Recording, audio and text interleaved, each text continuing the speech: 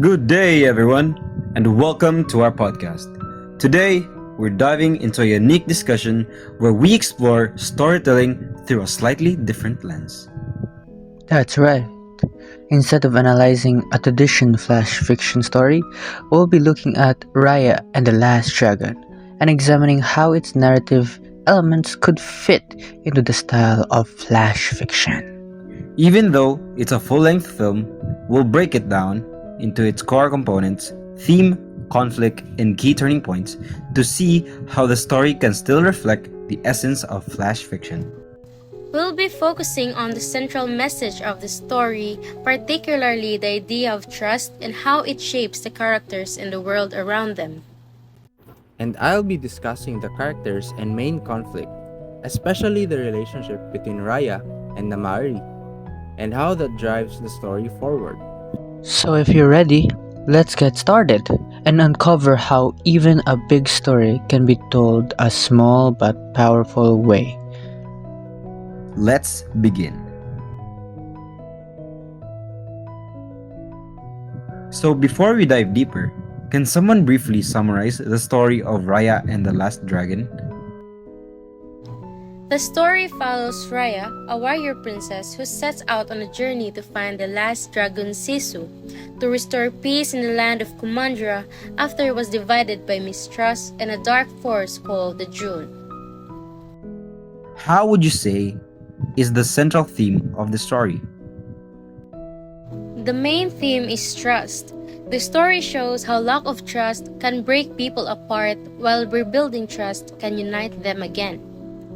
How does that connect to flash fiction? In flash fiction, stories are very short, so they usually focus on one strong message. Raya and the Last Dragon can be simplified into one core idea, trust, which makes it adaptable into flash fiction form. Now, let's talk about the main conflict. What drives the story forward? The main conflict is both external and internal. Externally, it's Raya trying to stop the June. Internally, it's the broken trust between Raya and Namari, which represents the larger division between the tribes. Why is this important in a flash fiction perspective? Because flash fiction usually centers around one key conflict. Here, even though the story is big, everything revolves around trust being broken and needing to be restored. What would you consider the turning point of the story? The turning point is when Sisu dies. That moment forces Raya to realize that trust has to be given first, even without certainty. And why is this moment significant? It shifts Raya's mindset and pushes the story towards its resolution. In flash fiction, a strong turning point like this is essential because it creates impact in a short space. How does the story resolve its conflict? In the end, Raya chooses to trust Namari, and that encourages others to do the same.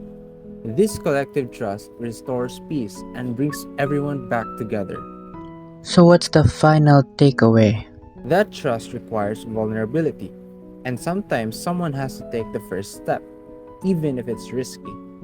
So, even though Raya and the Last Dragon isn't flash fiction, you can see how its core elements, theme, conflict, and resolution can be condensed into a powerful, meaningful short narrative. And that brings us to the end of our discussion on Raya and the Last Dragon. Today, we explored a full-length story can still reflect the core elements of flash fiction through its theme, conflict, and turning point. Even though it isn't traditionally considered flash fiction, we've seen how its message about trust can be condensed into a simple yet powerful narrative.